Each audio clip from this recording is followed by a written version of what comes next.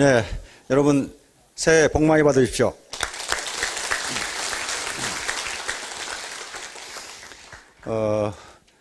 이 원데이 세미나에는 처음 오신 분들이 굉장히 많기 때문에 제 강의를 좀 설명을 드려야 됩니다. 분명히 이 애터미에 가면은 돈 버는 방법이 있다. 이렇게 알고 남편이 갔다 오면 다리몽댕이를 분질러 온다고 그랬는데 내가 가서 돈 벌어 올게 이렇게 오신 분들도 계실 테고, 또는 또 친구나 또는 지인께서 한번 가보자고 그러니까 오신 분도 계실 테고. 근데 저는 돈 버는 얘기를 잘 못해요. 왜냐하면 제가 지금까지 돈을 벌어본 적이 없거든요. 그냥 국가 돈을 받아보기만 했어요. 그런데 우리가 운동을 잘 하기 위해서는요, 먼저 기초 체력을 강화를 해야 됩니다. 그래서 돈을 벌려고 해도 기초 체력이 튼튼해야 돈을 많이 벌 수 있습니다. 떨어지지 않고 계속하면 돈은 벌게 돼 있고, 그러면 기초 체력을 튼튼히 하기 위해서 여러 가지 기초 지식을 갖춰야 되고 교육을 받아야 되는데요. 현대사회를 우리는 평생 교육 시대라고 그렇게 이야기합니다. 과거 농경 시대에는 중학교만 나와도 평생 지식인 노릇을 할 수 있었고, 산업화 시대에는 대학을 나오면 그 지식 가지고 평생 지식인으로 살아갈 수 있었어요. 그러나 지금은 대학을 졸업해도 그 지식 가지고 살아갈 수 있는 기간은 한 달도 못 됩니다. 캐캐 묵은 지식이 돼버려요. 그만큼 지식의 빅뱅, 즉 다시 말하면 지식 정보화 시대가 그렇게 빠르게 흘러가고 있다는 거예요. 그럼 우리가 왜 교육을 받는가? 그건 간단합니다. 멋진 인간이 되기 위해서 받습니다. 아무리 돈을 많이 벌어도요, 멋진 인간이 되지 못하면 존경받지 못하고 졸부 취급밖에 당하지 않습니다. 자, 그래서 우리는 교육을 받는 게 멋진 인간이 되기 위해서 우선 받는다. 그런데 그 멋진 인간이 돈을 벌어주는 기반이 됩니다. 그렇지 않고서는 돈을 못 벌어요, 현대사회에서. 자, 이게 새해 첫 이 원데이 세미나인데요. 우리 젊은 사업자분들은 통 모르는 음악을 하나 듣도록 하겠습니다. 새해 첫날인데 인상 쓸 필요는 없고 노래를 하나 들으면서 시작하면 좋겠죠. 그러나 우리 연세 드신 분들은 하하 저거 내가 무지하게 불렀는데 저거 참 감회가 새롭다 하는 노래가 있습니다. 한번 들어보도록 하겠습니다. 잘 살아보세요. 저 노래를 통 모르시는 분이 사실은 젊은 분이에요. 뭐 저런 노래도 있었나. 그게 사실은 굉장히 좋은 겁니다. 아이고 저거 많이 들었는데 상당히 지금 연식이 좀 오래되신 분들이 그런데요. 그러나 이 가사가 매우 좋습니다. 언제든지 우리가 써먹을 수 있어요. 한번 잘 살아보자. 한번 일을 해보자. 한번 뛰어가 보자. 티끌 모아 태산이다. 그런 거죠. 자, 그래서 금년도는 모두 일을 하면서 한번 잘 살아보자. 요 꿈을 갖는 기간이 되었으면 좋겠습니다. 자, 매년 이맘때가 되면은요, 연말 연시가 되면 우선 청와대, 즉 대통령부터 내가 금년에 어떤 방향으로 이 국가를 이끌어 가겠다를 발표를 합니다. 국민에게 드리는 신년 인사입니다. 그걸 통상 사자성어로 발표를 합니다. 그렇게 되면 각 기업이 또 각부 장관이 전부 그걸 발표를 하고, 그런 다음 지식인이라든가 교수 신문이라든가 여러 각계의 지도자들이 그걸 발표를 하는데, 자, 우리 대통령께서 국민에게 보내는 신년 인사를 한번 보도록 하겠습니다. 자, 대통령께서 뭐라고 쓰고 계시죠? 예, 저게 내가 1년 동안 이 나라를 이런 방법으로 이끌어 가겠다고 하는 국민에게 고하는 겁니다. 자, 신년 인사입니다. 여기서 존경하는 국민 여러분부터 쑥 시작해서 이렇게 쑥 시작합니다. 다음. 자, 여기에 이제 핵심 문제가 나옵니다. 작년 한 해 일자리 문제로 참으로 국민 여러분의 어려움이 많았습니다. 지금 일자리가 지금 문제가 되죠. 이걸 밝혔습니다. 그리고 정말 안타깝고 진심으로 위로를 드립니다. 그런데 그럼 금년에는 어떠리라고 보느냐? 금년에도 무지 어려울 것이다. 올 한 해도 세계 경제의 어려움이 예상되고 한반도 정세도 유동적입니다.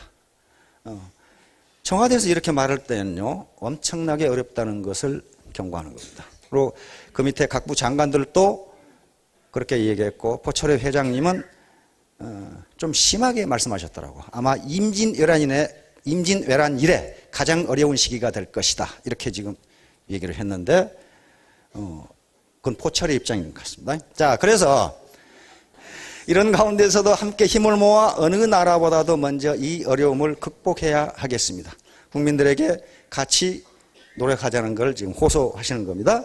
그런 뜻에서 올해 사자성어는 세종대왕께서 인용하신 임사이구로 삼고자 합니다. 요게 이제 이명박 대통령의 금년의 화두입니다. 이렇게 나가겠다. 자, 어려운 시기에 여기 해석을 해놨습니다. 어려운 시기에 큰 일에 임하여 엄중한 마음으로 신중하고 치밀하게 지혜를 모아 일을 잘 성사시킨다는 뜻입니다. 다음. 자, 그래서 이제 이렇게 여러분들 해 나가야 되겠다 하는 것을 말씀하셨습니다. 그러면 여기서 임사이구가 뭔지를 설명해 드리도록 하겠습니다.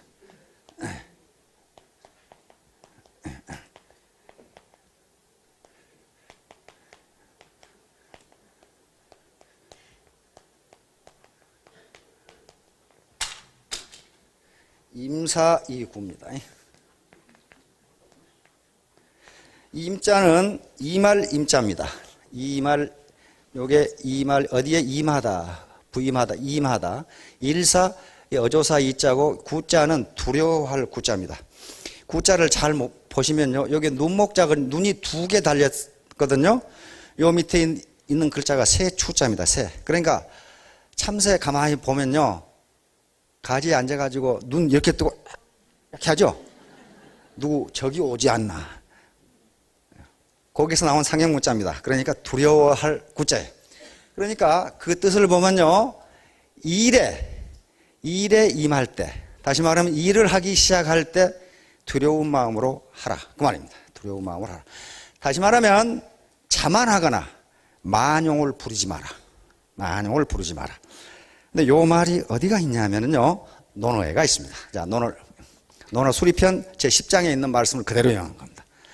자, 수리편에 자의 안연할, 공자님이 10대 제자 중에 공자의 학문적 분신이 안연이라는 분인데, 안연에게 말씀하시기를 용지즉행, 국가에 등용되면 나가서 일을 하고 행하고 자기의 철학이나 자기의 능력을 실행하고, 그 말입니다. 국가에 등용되면. 사지즉장, 이 사는 버릴 사자입니다. 집사자인데 여기서 버릴 사입니다. 버려지면, 다시 말해 해임되면 가서 숨는다, 그 말이니까 그냥 은둔해서 그냥 산다. 아여 이유 시부, 오직 이 짓은, 이 일은 아년 너하고 나하고만 할 수 있다, 이렇게 이야기한 겁니다. 그런데요, 이런 군자가 아니면요, 등용되지 않으면 등용되려고 알랑거리고 뇌물 주고 그러고, 해임되면은 해임 다시 복직하려고 온갖 뇌물을 주고 온갖 공작을 하고 그러는데, 내가 필요해서 등용되면 열심히 일하고, 필요 없어서 해임되면 그냥 은둔해 살고, 거의 도 같은 상태예요. 그건 너와 나만 할 수 있다. 다른 제자가 3,000명이라 했는데 아무도 그 짓을 못한다, 그 말이에요. 전부 다 알랑거리지. 그러니까 10대 제자 중에 한 사람이 자로, 굉장히 용감한 사람입니다. 이 양반은, 자로는 협객입니다. 협객. 항상 칼을 차고 다니고 공자를 때려 죽이려고 왔다가 공자하고 이야기해서 그 인품에 감복돼서 제자로 삼아달라고 요청을 해서 제자가 된 사람이에요. 항상 협객이니까 칼을 차고 다니는 용감한 사람입니다. 그러니까 아니, 근데 안연은 공자님과 나이가 30살 차이고 자로는 9살 차이밖에 안 돼요.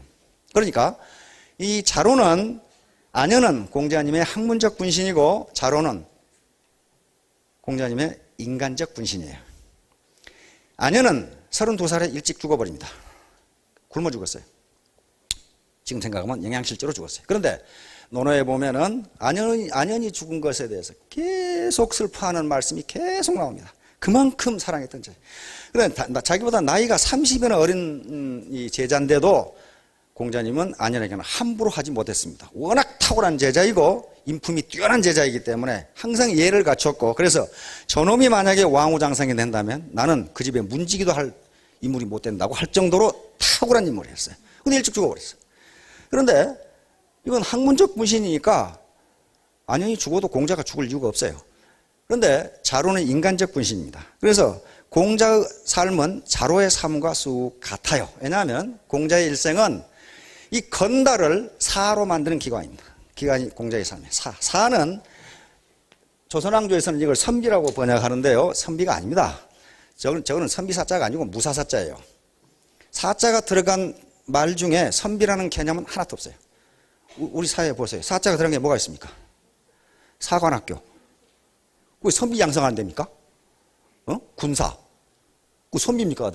상사, 하사, 삼총사, 검사. 검 휘두른 놈들이 선비 아니잖아요. 그게 무사사자예요. 이게 글자가 가만히 보세요. 이게 이렇게 생겼어요. 여기서 나온 거 뭐예요? 도끼입니다. 도끼. 도끼를 휘두르는 무사예요. 무사. 무사라는 말도 이 사자를 써요. 그러니까 이 사는 건데 어떤 사자냐 하면은 문과 무를 겸비한 사람을 사라고 합니다. 무만 있는 것도 아니고 문만 있는 것도 아니고 두 개를 겸비한 사람을 사라고 그래요. 그래서 장교를 양성하는 대학을 사관학교라고 이렇게 부릅니다. 자, 그래서 요 자로가 이제 건달을 사로 만드는 과정이 공자의 일생이에요. 자, 그래서 자는 선생님이 이 행은 지휘하다, 통솔하다 그 말이니. 만약에 선생님이 삼군을 지휘하신다면 누구와 함께, 즉 수요, 누구와 함께 하시겠습니까? 나밖에 없다 그 말이에요. 그 당시 일군이 12,500명이니까 큰 나라는 3개 군단, 3개 군을 둡니다. 그러면 선생님이 총사령관이 되신다면 누구를 데리고 군대를 지휘하시겠습니까? 공자는 전차의 말몰이꾼이었거든요. 전차 벤허에 보시면은 마차 타고 말 몇 마리가 팍 끌고 가고 뭡니까? 이 리아카 같은 통이 있죠. 거기 타가지고 옆에 앞에 사람은 말 몰고 옆에서 활 쏘고 창 가지고 있고 그러잖아요. 그 말몰이꾼이 공자예요. 말몰이꾼 선수예요. 그러니까 삼군을 선생님이 지휘하신다면 누구와 함께 하시겠습니까? 그러니까 당연히 나다. 그 말이에요. 당연히 나다. 그런데 공자님 말씀은 아주 사정 없는 말씀이 나옵니다. 자, 말씀하시기를 포호 빙하. 포는요 사나울 포자인데 사나울 포, 또 모질포, 그 다음에 햇볕이 쨍쨍 내려질 포 그럽니다. 또는 폭. 그래서 폭염 그런 말 하죠. 폭염. 또 포악할 때. 근데 여기서 포는요 맨손으로 때려잡을 포입니다. 그러니까 호랑이를 맨손으로 때려잡고 빙은 맨몸으로 건널 빙자입니다. 그러니까 황하를 맨몸으로 건너다가 호랑이를 맨손으로 주먹으로 친다 그 말이. 그리고 황하를 배도 없이 맨몸으로 건너다가 사이무해자, 죽어도 후회하지 않는 놈하고는 불효야. 나는 그놈하고는 같이 않겠다 그 말이. 그러니까 너 같은 놈하고는 내가 군대를 같이 지휘하지 않겠다 그런 말이. 왜? 만용, 쓸데없는 용기가 너무 많다 그런 말이. 그러면서 하시는 말씀이 여기 나옵니다. 필야 반드시 임사이구, 일에 임할 때는 두려움을 가져야 하고, 모의성자야. 미리 계획하여 그것을 이루기를 좋아해야 한다 그런 말. 그러니까 해보고 되냐 안 되냐가 아니고 미리 계획해서 성공할 수 있도록 계획해서 해야 된다. 그래서 임사이구 호모이성이라는 말이 아주 유명한 말이 됩니다. 자, 그런데 주자가 이것을 해석을 했는데 이 두려울 구자가 뭐냐? 논어 집주에 불모무성 불구필패라고 그랬어요. 미리 계획하지 않고 일을 하면은 절대로 성공할 수 없고, 불구필패, 일을 두려워하지 않고 만용을 부리면은 반드시 실패한다 그런 말이에요 지금. 그래서 주자의 논어집주에서는 구를 뭐라고 계산했냐면 일을 경건하게 하는 것, 신중하게 하는 것 이렇게 돼 있어요. 근데 이 말씀을 누가 인용을 하셨냐 하면은 우리 세종대왕께서 인용을 하셨어요. 세종실록에 임금님이 이렇게 말씀하셨다고 나와 있어요. 세종실록. 세종대왕이 고인, 옛사람들은 당대사, 큰일을 당했을 때에, 큰일을 맞이했을 때 그 말입니다. 필론 반드시 뭐라고 말했느냐? 임사이구라고 했다. 일을 임함에, 일에 임함에 두렵게 하라. 즉 만용을 부리지 말고 신중하고 경건하게 하라 그 말씀이에요. 그리고 호모이성, 미리 계획해서 지혜를 모아 반드시 성공하기를 좋아해야 한다. 아무렇게나 막 해서는 안 된다 그 말이에요. 그 다음에 임사이구. 임사이구라는 말씀은 요걸 해석한 겁니다. 세종대왕이 위 불가 무외야. 두려움이 없을 수가 없다. 그러면 일을 시작할 때 두려움이 없을 수가 없다. 그 다음에 호모이상. 호모이상이라는 말은 위 불가사예요. 그렇다고 해서 두려워하고만 있어서도 안 된다. 무슨 말인지 알겠죠?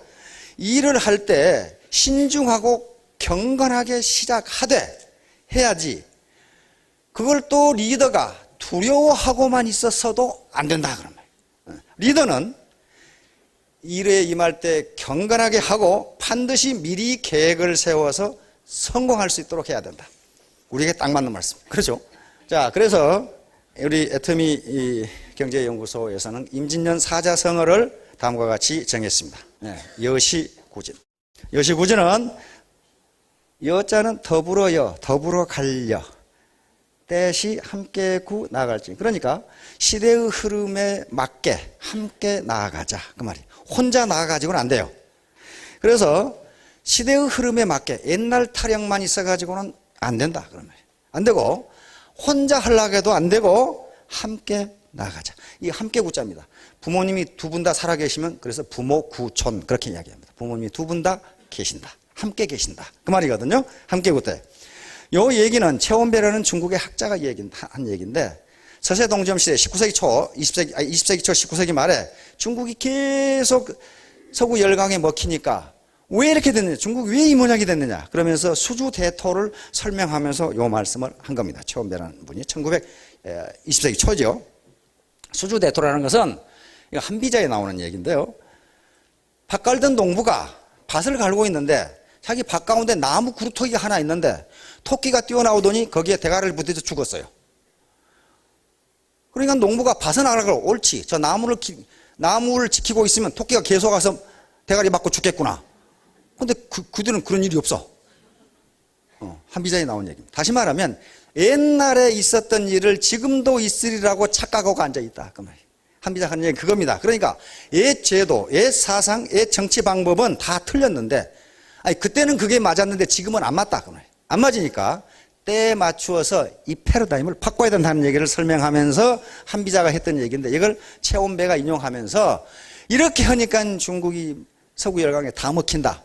이 패러다임을 바꿔서 새로운 서구 문물을 배우고 새로운 지식을 배워서 때에 맞추어서 발전하자. 이런 말이 우리에게도 딱 맞는 말이라고 생각합니다. 자, 다음. 자, 꿈은 이루어진답니다. 꿈을 꾸면 반드시 이루어집니다. 꿈을 꾸면 반드시 이루어져. 만약 이루어지지 않는다면 이 말이 없을 거예요. Dream comes true.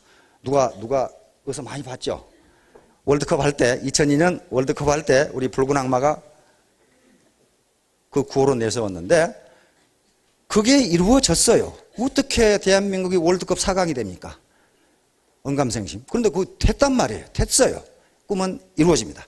그러면 아무 꿈이나 이루어지느냐? 그렇지가 않아요. 자, 짐 캐리 한번 볼까요? 짐 캐리 아시죠? 얼굴 표정을 80가지를 할 수 있다는 코미디언이자 영화 배우입니다. One, two, three. When the truth is found to be lying.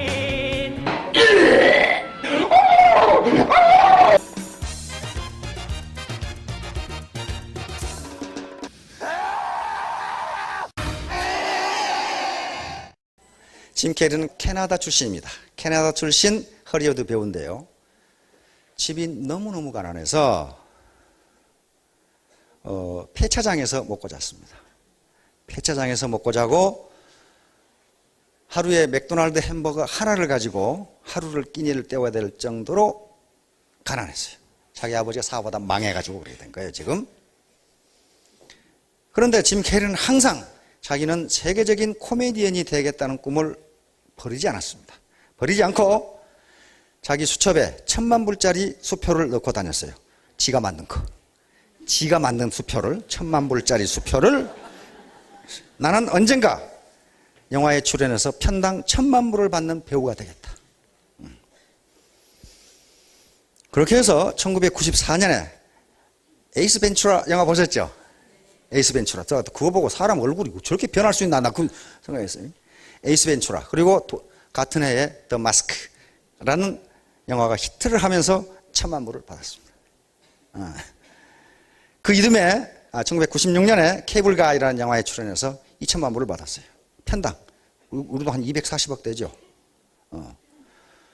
그러면 나도 오늘부터 내 수첩에 1,000만 불짜리를 넣고 다녀야지. 그게 부적인가 보다. 그게 아니에요. 그게 부적에서 그렇게 된 게 아니고 자기 꿈을 구체화한 겁니다. 난 이렇게 되겠다. 그런데 꿈만 구체화한 것이 아니고 그렇게 되기 위해서 무지무지 노력을 했어요. 3살 때부터 표정 연기를 연습을 했다고 합니다. 그런데 10살 때에 80가지의 표정 연기가 가능하도록 훈련을 했어요. 그리고 캐나다 코미디언 클럽에 가입을 해서 15살부터 코미디언 클럽에서 연기 연습을 하게 됩니다. 19살 때 LA 헐리우드로 와서 무명 코미디언으로 활약을 하는데 댄저필드라고 하는 인류 코미디언에게 눈에 띕니다. 그래서 거기서부터 스타덤에 오르기 시작합니다. 그러면 그 인류 코미디언에게, 댄저필드라고 하는 인류 코미디언에게 자기가 코미디언이 되겠다고 요청하거나 날 써주려고 이야기한 사람이 그 사람뿐이었겠느냐 그 말이야. 그러나 짐 캐리는 무지무지 열심히 노력했어요. 무지무지. 다시 말하면 자기의 꿈을 구체적으로 가지고 있고 그걸 실현하기 위해서 정말 피나는 노력을 했다고 그렇게 돼 있어요. 그렇게 돼서 편당 1,000만 불을 받는, 우리 돈 120억을 받는 배우가 된 겁니다. 배우가 된 거예요. 그러는 거지. 이 양반이 무슨 지가 만든 가짜 수표를 가지고 다니니까 이게 부적인가 보다. 이렇게 생각하시면 착각이라고 말이에요. 그 부적 아니에요. 부적 아니고 자기 꿈을 구체화한 겁니다. 따라서 혹시 현재 자기의 생활이 불만족스러우시다면 과연 내가 과거에 뭐가 되겠다는 꿈을 가지고 있었는가를 한번 반성해 보세요. 물론 모든 인간은 꿈을 가지고 있습니다. 있는데 구체적이지 않은 꿈은요, 그것이 몽상이거나 공상이에요. 그건 절대로 실현 안 됩니다. 구체적인 꿈을 꿔야 돼요. 구체적인. 그러면 반드시 실현돼요. 반드시 실현. 이건 거의 반드시예요. 반드시입니다. 예를 들면, 제 예를 들면요, 저는 시골에 아주 제일 형편없는 중학교를 다니고 영산포 중학교라고 하는, 그때 금방 만들어가지고 농 가운데 이놈 학교가 있어가지고요, 3년 동안 그 모래 퍼다가 운동장 까는 기억밖에 없어요. 맨날 일만 시키고 그런 학교에서요, 뭐 공부를 해. 그 당시 1965년이니까 어떤 시대인지 알겠죠? 어떤 시대, 농 가운데 하나 무슨 이상한 중학교 하나 짓다만 하나 있었어요. 최근에 가보니까 또 페인트는 잘 칠해놨더라고. 근데 그때 저는 사관학교를 가겠다는 생각을 했습니다. 그 당시 그 시골 학교에 사관학교 간다는 건 말이 되질 않는 일이에요. 근데 왜 그런 생각을 했냐면 그 방법밖에 공짜로 대학을 갈 수 있는 방법이 없어요. 돈이 없으니까 대학을 가려면 공짜로 가르쳐 준 데 가야 되잖아요. 그 방법밖에 없으니까 거기 가겠다고 생각을 한 거예요. 그 당시는요, 고등학생 10명 중에 2명이 대학을 갔습니다. 지금은 10명 중에 8명이 가거든요. 그러니까 일자리가 없어요. 그러니까 그 당시는요, 10명 중에 2명이 대학을 가니까, 대학을 나오면요, 그럼 자기가 골라서 직장을 가요. 산업화가 막 되니까. 지금은 그렇지가 않죠. 그래서 육사에 가게 됐는데, 육사에 가가지고, 육사에 가는 목적이 뭐였어요? 장군 되려고 하죠. 육사에 들어가면서 나는 중간에 진급하고 그만두겠다. 그런 정신 빠진 놈이 없어요. 전부 다 장군 되겠다고 와요. 저도 물론 장군이 되겠다고 육사에 들어갔는데, 군대는 명령이기 때문에, 육사 교수를 하라. 그래서 서울대학에 시험을 보라. 그래서 서울대학에 시험을 보고 서울대학에 가서 서울대학을 마치고 육사의 교수로 있다가 또 그때 삼사관학교가 창설돼서 삼사관학교 교수로 가라. 가니까 또 미국으로 가라. 그래서 군대는 명령이니까 가라는데 안 가겠습니다. 그러면 옷 벗어야 돼. 그러잖아요. 어떻게 육군본부에서 너 어디로 가라 그러는데 못 갑니다. 그럼 어떻게 되겠어요? 이러면 군대가 어떻게 되겠어요, 이거? 중대장이 공격 앞으로 그러는데 난 못합니다. 그러면 그게 어떻게 되냐 말이에요, 이게. 하여간 죽든 살든 공격해야 될 거 아니에요, 이거. 그러다가 하다 보니까 교수가 된 겁니다. 교수가 됐는데 35년간 경제학 교수를 했어요. 그런데 항상 마음에 두고 있었던 게 뭐냐면요. 나는 지금 이론 경제를 하고 있는데 내가 만약에 다시 인생을 산다면 나는 비즈니스를 한번 해보고 싶다는 생각이 있었어요. 그래서 저는 아들놈이 둘인데 두 놈한테 너희 둘 중에 한 놈 상대를 가라 그랬거든. 상대를 가서 아빠 책 많이 읽고 난 이론적으로 지식이 있으니까 상대를 졸업하고 비즈니스를 한번 해봐라. 두 놈 다 공대를 가겠대 또. 그 죽어도 안 가겠대 상대는 또. 그래서 이제 결국은 그걸 못하고 예편을 해버렸어. 예편을 했는데 이 박은길 회장이라는 사람이 여기 와서 일을 해달라고 그래서 몇 번 거절을 했다가 내가 임마 다단계판에서 뭐 먹을 일 있다고 내가 거기 가냐 하다가 저도 여기 앉아서 강의를 들었고 석세스에 가서 강의를 듣고 몇 번 들었어요. 그러니까 이 친구가 사기치는 것은 아닌 것 같다 이렇게 생각을 해가지고 용기한 겁니다. 결국 제 꿈이 이루어졌잖아요. 실물경제에서 한번 일해보고 싶다. 우리 아들들에게 그걸 기대했는데 이 녀석 안 한다고 그러니까 자 이것이 즉 꿈은 이루어진다. 이런 생각을 안 하고 있으면요 그게 막연하게 감나무 밑에서 홍시 떨어져라 하고 입 벌리는 거와 똑같아요. 그 떨어지는 수도 있어요. 떨어지는 수도 있는데 그건 썩은 감입니다. 그렇죠? 벌레 먹어 썩은 감만 입으로 떨어져요. 자기가 어떤 구체적인 꿈을 가지고 그것을 어떻게 실현하겠다고 하는 구체적인 계획, 호모이성, 다시 말하면 계획을 세워서 이루기를 좋아하면 그것은 반드시 이루어진다. 그렇게 돼 있어요 지금.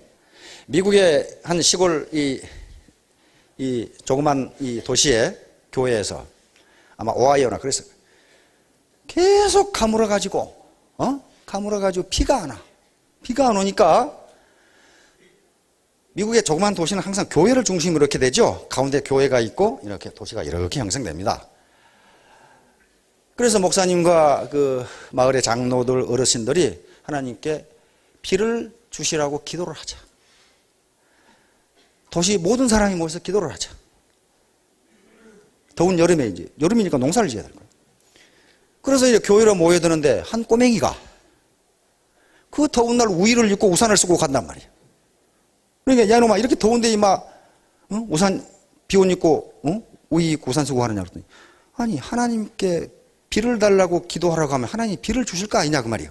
그러면 올 때 우의 입고 우산 가지고 와야지 왜 그냥 가시냐 그 말이죠. 다시 말하면 하나님께 기도를 가는 모든 사람들이 비가 오리라고 믿지를 않는다 그 말이에요. 이 믿는 것은 이 꼬마 하나밖에 없다. 안 믿으니까 안 오지요. 그게 안 믿으니까 입으로만 비를 다 주시라고 기도를 하지만은 그러면 기도하면 비가 온다면 우리 가지고 가야 될 거 아니에요. 근데 아무도 안 가지고 간단 말이에요. 아무도 믿지 않는다 그런 말이에요 지금. 그런 것은 실현되지 않는다. 실현되지 않는다. 그래서 구체적인 꿈을 가져요. 구체적인. 나는 한 달에 500만 원을 벌겠다. 언제까지 이렇게 해야지 나는 돈 많이 벌겠다. 그거 생각하는 사람은 어디 있어요? 나는 잘 살겠다. 나는 50평 아파트에 살겠다. 이렇게 해야지 나는 잘 살겠다. 이렇게 해놓으면 그건 막연한 꿈이 된다는 겁니다. 막연한 꿈. 자, 그래서 그 다음에 이제 이렇게 구체적인 꿈을 갖고 자신감과 노력을 해야 된다는 겁니다. 자신감과 노력을 해야 된다. 자신감이라는 건요. 내가 지금 새빵살이 하는데 50평 아파트에 살겠다. 그것은 아이고 나 같은 사람이 그렇게 할 수 있을까? 그러면 그건 실현되지 않는다는 겁니다. 나도 그럴 자격이 있는 사람이야. 이게 자신감이에요. 나도 그럴 자격이 있는 사람이야. 내가 한 달에 500만 원을 벌겠다. 아이고 나 같은 것이 무슨 언감생심 그러면 안 벌린다는 거예요. 나는 500만 원씩 벌 자격이 있는 사람이야. 이게 자신감이에요. 자신감이라는 게 자기를 믿는 마음이죠. 자기를 믿는 마음이라면 자신감.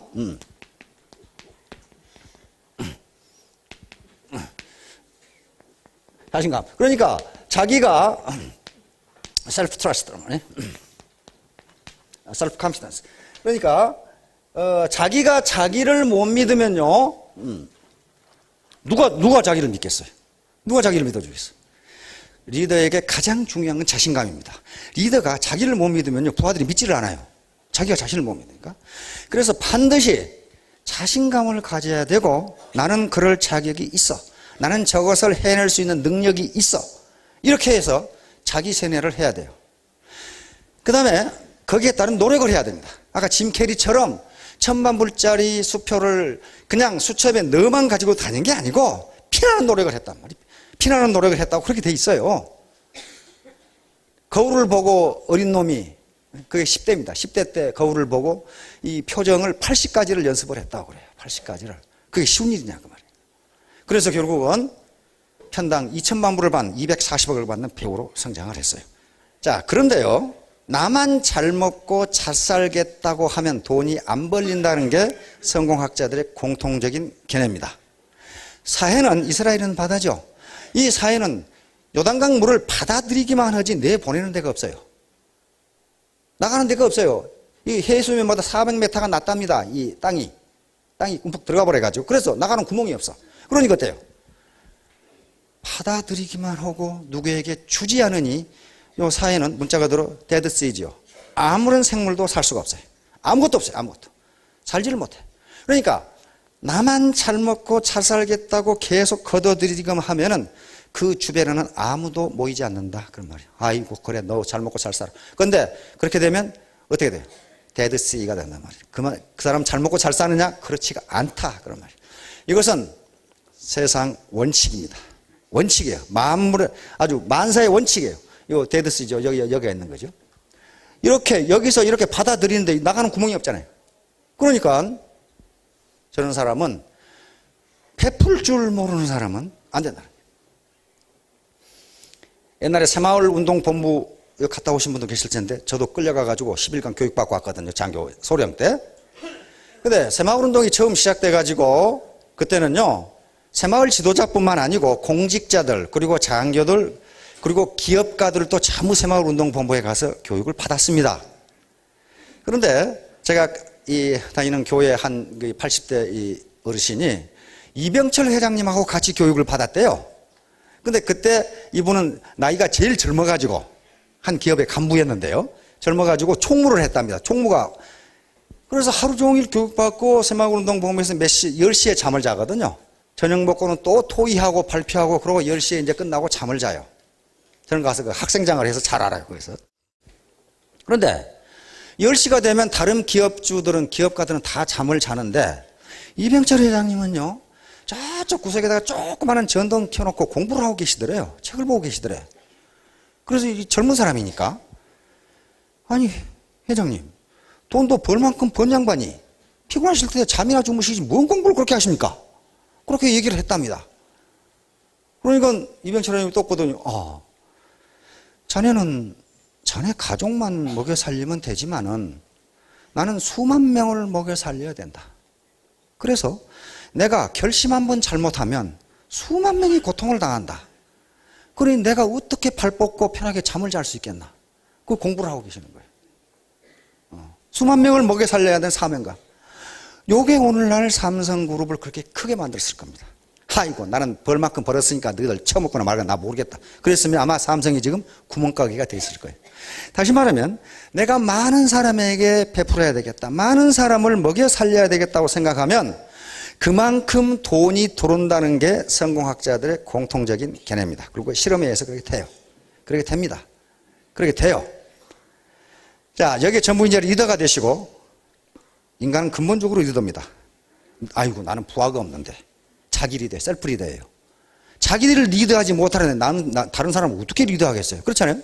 자기의 주체성과 자기의 철학이 없이 자기를 리더하지 못하면 그건 안 되거든요. 그러니까 인간은 근본적으로 리더예요. 셀프 리더예요. 부터 시작해서 된단 말이에요. 따라서 이런 식으로 베풀면서 사업을 하면, 우리 같이 살자고 사업을 하면 돈이 더 많이 벌린다는 겁니다. 자, 이게 상생의 꿈을 가자. 상생. 서로 이 네트워크 자체가 상생 안 하면요, 너 죽고 나 살자 하면 너 죽고 나 죽자가 돼버려요. 절대로 같이 너 죽고 나 살 수가 없어요. 왜? 휴먼 네트워크로 연결되어 있는데 어떻게 그게 불가능하거든요. 그래서 리더와 팔로워, 모든 사람은 리더와 팔로워예요. 리더인 동시에 팔로워. 네트워크에서 리더 따로 있고 팔로워 따로 있고 그렇지가 않습니다. 다시 말하면 스폰서 따로 있고 파트너 따로 있고 그런 게 아니에요. 스폰서인 동시에 파트너예요. 모든 공직도 마찬가지입니다. 공직도 리더인 동시에 팔로워란 말이에요. 중대장이다. 중대장은 중대의 리더입니다. 그런데 대대로 올라가면 대대장이 팔로워예요. 그렇죠? 대대장은 대대 리더지만은 연대급으로 올라가면 연대장이 팔로워예요. 연대장은 연대 리더지만 사단으로 올라가면 사단장이 리더가 되고, 사단장 후에 군단장, 군단장 후에 군사령관 계속 있어요. 제일 꼭대기까지 올라가면 누구예요? 대통령. 그렇죠? 대통령이 군 통수권자니까. 그러면 대통령은 팔로워가 없네, 팔로워가 아니네, 천만의 말씀. 그냥 말은 국민의 뜻을 따라야 돼요. 국민의 뜻은 국민의 팔로워예요. 이렇게 되니까 모든 인간은 아무리 지위가 높아도 리더인 동시에 팔로워예요. 그래서 리더는 어떤 생각을 가져야 됩니까? 아까 이병철 회장님 같은 생각을 가져야 된다. 나 혼자 잘 먹고 잘 사는 게 아니고 내 이 파트너들이 다 같이 잘 먹고 잘 살았으면 좋겠다. 그렇게 되는 경우에는 돈이 그만큼 들어온다는 거예요. 나 혼자 잘 먹고 잘 살아야 되겠다? 그러면 꼭 그만큼만 준다는 겁니다. 어떤 경우는 그만큼도 못 번다는 거예요. 팔로워들 마찬가지예요. 팔로워들도 자기가 리더인 걸 생각하고 위에 스폰서를 뜯어먹으려고 하는 이 팔로워가 가끔 나타나요. 이건 근데 우리 사회고 미국 사회고 어디 사회고 뜯어먹는 놈 치고 잘 되는 놈 나는 한 놈도 못 봤어요. 뜯어먹는 놈이 누굽니까? 도둑놈, 타짜, 그렇죠?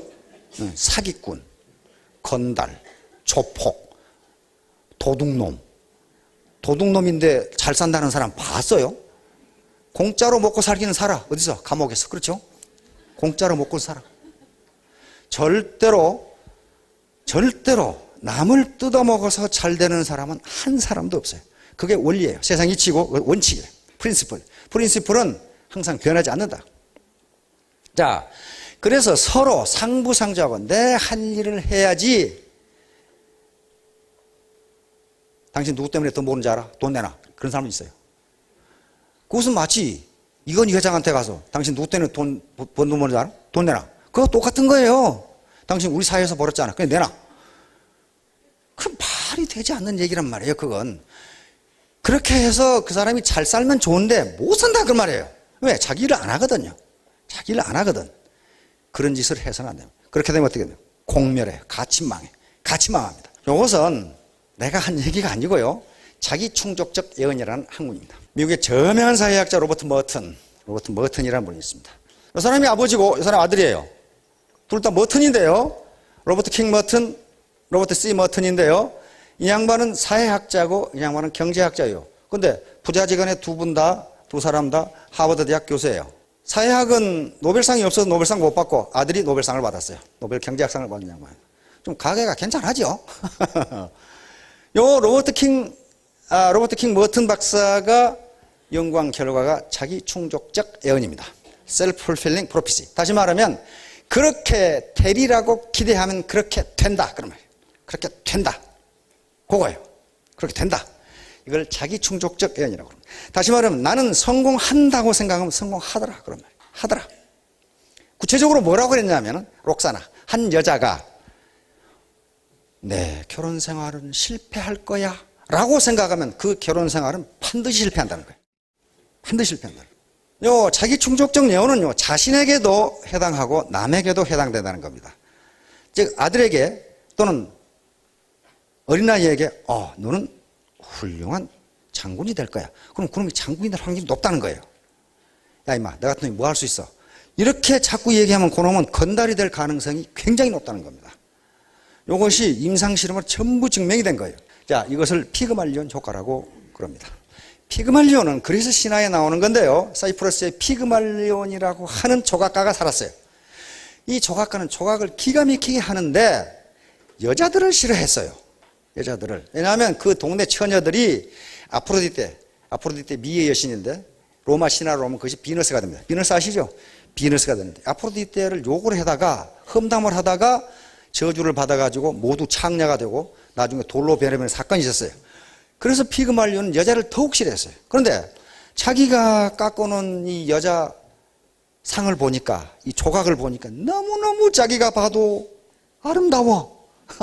이게 그래서 저 여자가 내 마누라가 됐으면 그렇게 원했는데 그게 갑자기 마누라가 된 거예요. 조각상이. 그 이름이 갈라테이아입니다. 다시 말하면 뭘 얘기해 주냐 하면은 인간이 간절히 원하면, 그리고 구체적으로 원하면 불가능할 것 같은 것도 가능하게 된다. 요 얘기예요. 요 스토리가 피그말리온 효과라고 합니다. 그래서 과연 피그말리온 효과가 성립하느냐 하는 것을 많은 학자들이, 교육학자, 심리학자, 경제학자들이 달라붙어 가지고 그게 과연 되느냐 하는 걸 실험을 했습니다. 샌프란시스코 한 초등학교에서 실험을 시작했습니다. 하버드 대학의 심리학자인, 사회심리학자인 로버트 로젠탈 박사하고, 그리고 르노아 제이콥슨 교장 선생님입니다. 그래서 이 교장 선생님이 재직하고 있는 샌프란시스코 한 초등학교에서 피그말리온 효과가 과연 성립하는지 실험을 했습니다. 이 두 학자가 학생들에게도 전혀 알리지 않고 선생님들에게도 전혀 알리지 않고 IQ 테스트를 했습니다. 그래서 뭐라고 선생님과 학생들에게 말했냐면은 장차 성적이 크게 발전할 영재를 선발하기 위해서 한다, 이렇게 했어요. 그러니까 선생님들도 그렇게 알고 있고 학생들도 그렇게 알고 있어요. 장차 성적이 뛰어나게 올라갈 영재를 구별하기 위해서 한다. 그렇게 해서 이 두 사람이 IQ 테스트를 했습니다. 시험을 봤어요, 시험을. 그래가지고 아무렇게나 20%를 골라가지고, 그 시험 성적과 아무 관계도 없이 아무렇게나 20%를 골라가지고 선생님에게 통보를 했어요. 이 학생들이 앞으로 영재가 될 거다. 그러고 말아버렸어요, 그냥. 8개월 후에 다시 똑같은 시험을 했습니다. 똑같은 시험지로 똑같이 시험을 봤더니 두 학자는 크게 놀랐어요. 아무렇게나 20%를 뽑았는데 그 학생들의 성적이 뛰어나게 올라가 버렸어요. 뛰어나게 올라가 버렸어요. 그런데 누가 많이 올라갔느냐? 가정이 불우한 학생들. 그리고 학년이 1학년부터 6학년까지 실험을 했거든. 학년이 낮은 학생들. 다시 말하면 가정이 불우한 학생들은 지금까지 칭찬이라고는 들어본 적이 없는데 선생님이 이놈을 보더니 눈빛이 달라. 이놈이 지금은 공부를 형편없이 하지만 이놈이 앞으로 영재가 된다는데, 이렇게 생각한 거야. 그래서 옛날 같으면 틀리면 아이고 너 같은 놈이 그렇지. 그런데 그걸 통보를 받고서는 어려서는 그럴 수도 있지, 이렇게 된다는 거야. 그럴 수도 있지. 그러면서 격려를 해도는 거야. 격려를, 너는 앞으로 영재가 될 거야. 근데 그놈이 영재가 되더라는 거예요, 그렇게 하니까. 초등학생들은 왜 그렇게, 밑에 학년이 낮은 학생은 왜 그렇게 됐느냐? 아직 자아의식, 나는 어떤 놈이야, 그게 성립하기 전이야. 성립하기 전이니까 선생님이 자꾸 질문도 한 번 더 하고, 선생님 마음속에 이놈이 영재가 된다는데? 그러니까 어때요? 바디랭귀지로 이렇게 통하는 게 이심전심으로. 그럼 팍 올라가요. 그래서 이게 책으로 나온 게 피그말리온 효과예요. 피그말리온 인 더 클래스. 학교에서의 피그말리온 효과. 이렇게 탁 나온 거예요. 자, 피 한 방울 흘리지 않고 죽어버린, 이건 네덜란드에서 실험을 했습니다. 네덜란드 19세기 말에 사형수를 가지고 실험을 했는데, 사형수에게 의학 발전을 위해서 좀 실험을 해야 되겠습니다. 그러니까 사형수도 워낙 이 험한 죄를 저질러 가지고 마지막으로 그럼 사회에 기여나 하자. 근데 의학자들이 뭐라 그랬냐면, 그 당시만 해도 의학이 아직 피가 우리 몸에 몇 %인지를 모르니까 의사들이 우리 인간 몸의 피가 우리 체중의 10%라고 합니다. 그런데 우리가 생각하기에는 그렇지가 않습니다. 더 많습니다. 실험을 약간 위험하기는 하지만 실험을 한번 해보겠습니다. 오케이 해가지고 실험을 했어요. 그래가지고 발에다가 피를 빼겠습니다 하고 발로 꾹 찌르고, 아프기만 하고 피를 안 빼고, 이 녀석은 이렇게 누워있으니까 죄수는 발 밑에 물방울을 똑똑 떨어지게 해가지고 피가 떨어지는 소리를 나게 했어요. 똑똑. 그러니까 이 죄수는 분명히 발가락을 찔렀고, 그러니까 자기 발에서 피가 나오는 걸로 생각했단 말이에요. 그래서 의사들이 5% 빠졌습니다. 10% 빠졌습니다.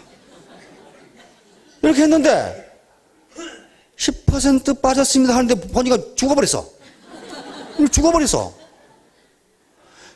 이 죄수의 몸에서 피는 한 방울도 안 빠졌는데 그때 되면 죽는다고 생각하니까 죽어버렸어요. 이게 피그말리온 효과예요. 자, 이걸 부두 효과라고 그럽니다. 부두 효과. 이 부두교에서 일종의 아프리카에서 저쪽 남미, 중미로 넘어간 미국 남부에도 부두교가 있습니다. 일종의 푸닥거리입니다. 근데 여기 주술사가 있는데 주술사가 엉뚱한 놈 잡고 너는 내일 죽을 거야. 그래 놓고 다른 사람들이 장례 준비를 한답니다. 그러면 죽어버린대. 죽어버려요. 자기가 죽으리라고 생각하는 거예요. 그리고 다른 사람이 옆에서 장례 준비하고 있어. 그리고 얼마나 기분 나쁘겠어요. 기분 나빠서 죽은 게 아니라 쇼크살을 해버린다. 자기가 죽는다고 생각하는 거예요. 이게 부두 효과예요. 이게 전부 다 피그말린 효과. 그렇게 되리라고 생각하면 객관적 조건과는 아무 관계도 없이 그렇게 된다. 그런 말이에요, 지금. 독일 울리케 빙겔 박사의 통증 실험. 울리케 빙겔, 함부르크 대학의 메디컬 센터에서 울리케 빙겔 박사 한번 붙여줘 보세요. 좀 잘생겼죠? 지금 이 학자들이요, 지금 경제학, 심리학, 뇌신경학까지 다, 의학까지 전부 합해져서 하나의 학문으로 융합되어 가고 있습니다. 그래서 인간이 고통을 느낄 때 또는 어떤 의사결정을 할 때 우리 뇌신경이 어떻게 움직이는가를 연구하는 거예요. 그래서 MRI에다 건장한 청년들 22명을 가지고 실험을 해요. 그래 놓고, 그놈은 자빠져 있고 이놈은 이렇게 있으니까 발에다가 열을 가해가지고 통증을 나게 만드는 거예요. 근데 동시에 뭘 집어넣냐 하면은 진통제, 모르핀을 집어넣은 겁니다. 그런데 현재 모르핀이 들어가고 있다는 말을 안 했을 때는 무지무지 아프다고 고함을 지른다 이거예요. 그런데 그러면 진통제 모르핀을 집어넣겠습니다. 그랬더니 갑자기 안 아프다고 한단 말이에요. 그런데 이미 모르핀은 들어가고 있었다 그 말이에요. 모르핀이 들어가고 있는데 그걸 지금 안 들어간다고 생각하니까 아프게 느끼더라. 그 다음에 이제 나중에 중간에 모르핀을 끊어버렸는데 아프냐? 그랬더니 안 아프다 이거예요. 이미 끊었는데. 그러니까 뇌에서 느끼는 통증도요, 자기가 아프다고 생각하면 아프고 그렇지 않다고 생각하면 안 아프다 그런 거예요. 세계적인 피아니스트입니다. 초등학교, 중학교를 다니면서 왕따를 당했어요. 몸이 비대한 데다가 국영수를 못해. 항상 왕따를 당해요. 근데 중학교 때 미국으로 이민을 가게 됩니다. 미국으로 이민을 가니까 이 학생이 얼마나 고민이겠어요. 한국에서도 왕따를 당해가지고 공부 못하고 그랬는데 이 영어도 못하는 미국 가면 이거 어떡하겠냐 이 말이야. 그런데 공포를 가지고 클래스에 들어갔더니 선생님이 칭찬을 하는 거예요. 참 음악을 잘하네. 이렇게 된 거예요. 음악을 잘하네. 그래서 세계적인 음악가로 성장해버립니다. 이 얘기를 한 거예요. 보스턴 심포니, 세계적인 심포니하고 같이 협연을 했죠. 얼마나 연습을 했겠어요. 이렇게 했습니다. 그러니까 너는 참 음악을 잘하는구나. 요 한마디가 이걸 이렇게 만든 거예요. 한국에 있었으면 지금쯤 어떻게 되겠어요? 국영수도 못해, 대학도 못 가, 지금 이렇게 돼 있을 거란 말이에요. 이것이 자기 충족적 예언이에요. 플라시보 효과. 이것은 위약 효과, 가짜약 효과라 그러죠. 아마 군대 갔다 오신 분들이 연식이 좀 오래되신 분들은 다 하실 거예요. 저 있을 때도요, 약이라는 게 아까전기하고 배탈약밖에 없어. 그래가지고 배탈 나는 놈도 아까전기 발라주고, 배에다가 머리 아프다는 놈은 머리에다 아까전기 발라주고. 근데 그게 나서요. 낫는다고. 언제 그렇게 했냐면요, 2차 대전 때 그렇게 했습니다. 2차 대전 전장터에서 약이 있어, 뭐가 있어요. 그러니까 아무거나 밀가루 반죽 해가지고 그 약이 다 먹였어요. 그게 나았어요. 이걸 플라시보 효과라고 합니다. 그것은 마치 옛날 할머니들이 배 아프다 그러면 할머니 손은 약손 그러면서 이렇게 해주죠. 그러면 실제 나아요. 그게 나으리라고 생각하니까. 그걸 믿을 때만 그렇게 돼요. 우리 할머니 손은 약손이지 이럴 때만 말이야. 이걸 플라시보 효과라고. 자, 그 다음에 이 무당 주술을 들어 포닥거리. 무당이 와서 야단하는데 병이 나섰다. 그건 야단해서 나선 것이 아니고 나으리라고 생각하니까 나았다. 그런 말이에요 지금. 난리 법석을 피자고는 온 집안이 시끄럽게. 그건 귀신이 와서 낫게 해준 게 아니고 그게 플라시보예요. 여긴 제인 엘리어트의 실험입니다. 지금 세계적인 미국의 저명 인사가 되어 있는 분입니다. 조그마한 시골의 이 백인 학교의 3학년 교사였는데 1968년에 마르틴 루터 킹 주니어 목사가 총에 피살됩니다. 흑인이죠. 흑인 인권운동을 하다가 지금은 미국 국경일로 되어 있죠. 킹 목사. 그런데 학교에 갔더니 초등학교 꼬마가 왜 킹이라는 자가 어떤 사람이 킹이라는 자를 쐈어요? 이렇게 물어봤어요. 그래서 제인 엘리어트는 인간 차별, 인종 차별, 인간의 차별이라는 것이 어떤 결과를 가져오는지를 이놈들에게 어떻게 설명을 할까 하다가 파란 눈, 갈색 눈 실험을 시작한 겁니다. 초등학교 3학년 클래스에 눈동자가 파란 학생하고 갈색 눈하고 갈랐어요.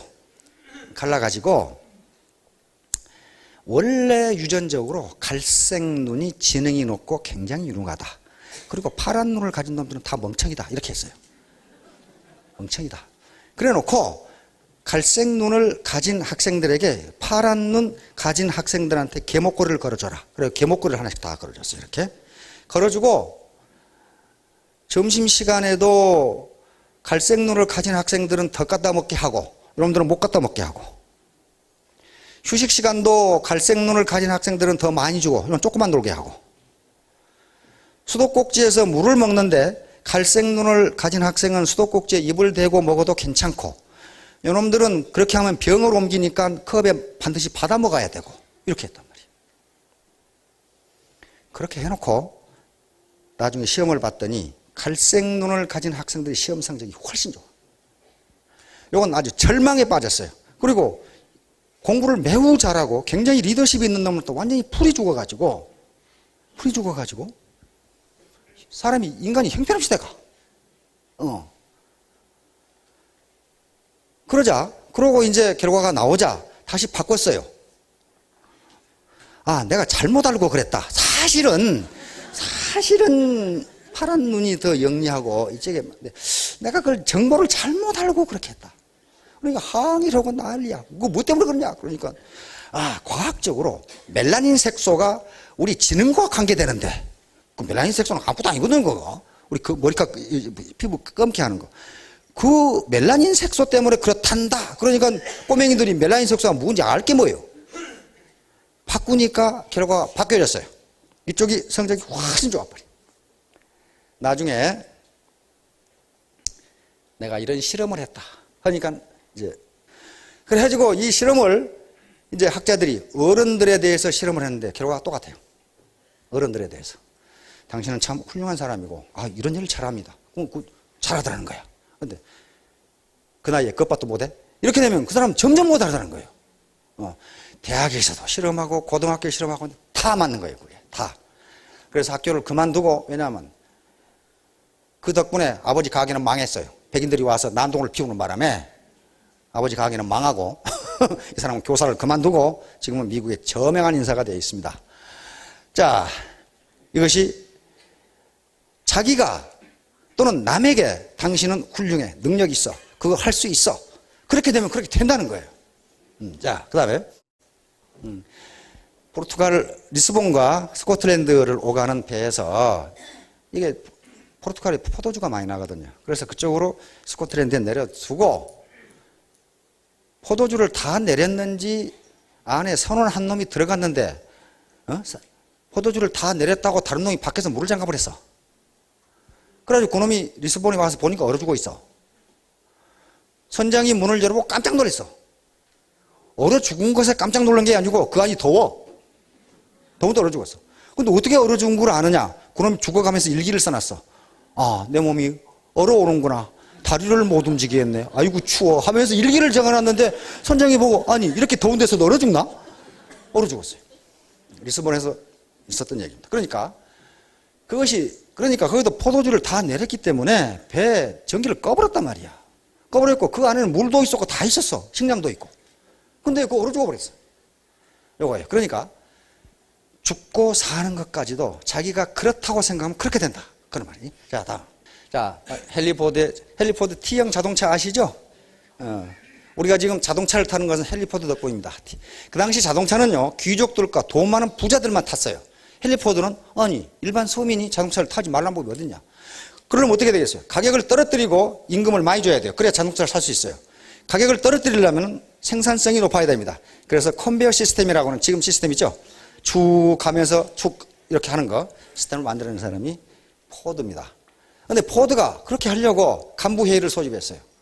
A라는 간부에게 자네는 지금 이러이러한 자동차를 이 가격에 이게 만들 수 있겠나? 그러니까 현재 기술로서는 불가능합니다. 그러니까 자네 말이 옳네. 자네는 B, 자네는 이거 만들 수 있나? 만들 수 있습니다. 자네 말이 원래. 그러니까 C라는 사람이 아니 사장님 누구 말이 옳습니까? 만들 수 없다는 사람도 옳다고 그러시고 만들 수 있다는 사람도 옳다고 그러시고 그러니까 포드 대답이 그렇습니다. 만들 수 없다고 생각하는 놈은 못 만들고 만들 수 있다고 생각하는 사람은 만든다. 그러니까 둘 다 옳다. 둘 다 옳다. 그래서 만들어냈어요. 그래서 현재 우리가 자동차를 타고 다니게 만든 사람이 헨리 포드입니다. 예, 소문만 먹네. 예, 웃을 수 있어야 됩니다. 웃는데 이것은 긍정적인 마음을 이야기합니다. 그래서 남을 웃지 못하게 만드는 사람은 아주 나쁜 놈이에요. 사기친다거나 뜯어먹는다거나 게으름 피운다거나 괴롭힌다거나 남을 웃지 못하게 만들면 남의 복을 막는 거라고 말이에요.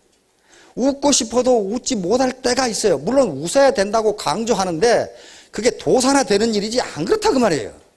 그래서 결코 휴먼 네트워크이기 때문에 다른 사람의 입술에서 웃음을 뺏어가는 노릇 그런 일을 하면요 자기 웃음도 빼앗깁니다. 이게 세상 자연 법칙이에요. 남의 눈에 눈물 나게 하면 자기 눈에 피눈물 나게 난다는 게 자연 법칙이에요. 반드시 그렇게 됩니다. 그래서 웃으면 복이 오는데 상대방이 웃지 못하도록 만드는 일을 해서는 절대로 안 됩니다. 자, 만절필 공자님이 하신 말씀. 이게 황허강이 만번 고불라져서 우여곡절을 거치지만은 반드시 동으로 간다. 황허강이 저쪽으로 올라갈 일은 없잖아요. 우리는 황해고 중국 입장에서는 동으로 가는 거죠. 공자님 말씀. 다시 말하면 굳건하게 뜻을 가지면 굽히지 않는 뜻을 가지면 우여곡절이 많지만은 결국은 성공한다. 지금 그 얘기예요. 자, 마무리 시를 하나 보도록 하겠습니다. 청춘. 네, 세뮤얼 울만이 78세 때 지은 시입니다. 실제로. 자, 청춘이란 인생의 한 시기가 아니다. 청춘이란 마음의 상태이다. 청춘은 장밋빛 볼의 붉은 입술 부드러운 무릎에 있지 않고 강한 의지와 풍부한 상상력 뜨거운 열정에 있다. 청춘은 인생의 깊은 샘에서 쉼없이 솟구치는 신선함이다. 청춘이란 두려움을 물리치는 용기, 안일한 삶을 거부하는 모험심이다. 이런 마음을 가진 60세는 20세보다 청춘이다. 사람은 단순히 나이를 먹는다고 해서 늙지 않는다. 이상을 잃어버릴 때 비로소 늙는 것이다. 세월은 피부 주름을 누르게 하지만 열정을 포기하면 우리의 영혼을 주름지게 한다. 걱정, 공포, 자신감 상실은 우리의 길을 꺾어버리고 우리의 영혼을 흙 속에 처박아 버린다. 60세든 16세이든 모든 사람의 마음속에는 경의에 끌리는 마음, 어린아이와 같은 미지에 대한 끝없는 희망, 인생살이의 즐거움이 있다. 당신의 가슴과 내 가슴의 중앙에는 무성국이 존재하여 다른 사람들과 조물주로부터 아름다움, 희망, 환희, 용기 그리고 힘의 메시지를 받는데 그런 것들을 받는 한 당신은 청춘이다. 예, 이것을 메가더 원수가 일본 점령군 사령관을 하실 때 이 시를 아크릴판에다 해서 벽에 붙여놓고 연설을 하실 때마다 이걸 인용해서 미국 사람들은 모르는데 일본 사람들만 안시해요. 그러다가 메가더 원수가 75세 때 LA에서 이 시를 낭송함으로써 전 미국에 퍼졌던 시입니다. 그래서 나이는 숫자에 불과하다고 메가더 원수가 인천 상륙작전을 지휘하실 때 연세가 어떻게 되셨겠어요? 젊은이였겠어요? 전쟁을 지휘하는 거예요. 71세 때입니다. 71세 때 메가더 원수는 인천 상륙작전을 지휘했어요. 그렇다면 71세에 사업을 못하라는 법은 없죠. 포탄도 안 날라오고 진흙밭을 걸어갈 이유도 없고 71세에 인천 상륙작전을 지휘해서 한국전쟁을 승리로 이끈 분이 메가더 원수예요. 이 시를 굉장히 좋아하신 거예요. 자, 우리 모두 연세 드신 분도 나이는 숫자에 불과하다. 또 나이 젊으신 분도 꿈을 이루면 나이에 관계없이 이미 노인이다. 자, 금년 모두 꿈을 가지고 꿈을 이루시기 바랍니다. 감사합니다.